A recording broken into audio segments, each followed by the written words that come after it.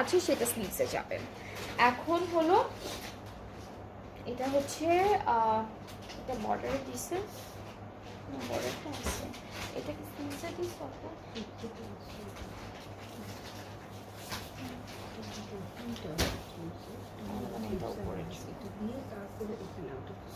ওকে, এই যে প্যানেলটা এটা স্লিভসে যাবে, এটা উপরের পার্টে যাবে। যে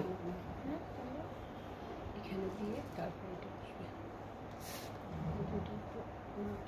উপরে যাবে না?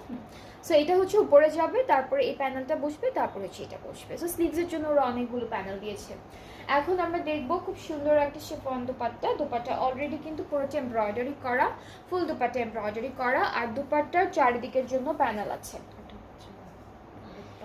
এটা হলো আমাদের দুইটা পাড়ে যাবে এই প্যানেলটা, আর আঁচলটা হচ্ছে এই প্যানেলটা যাচ্ছে।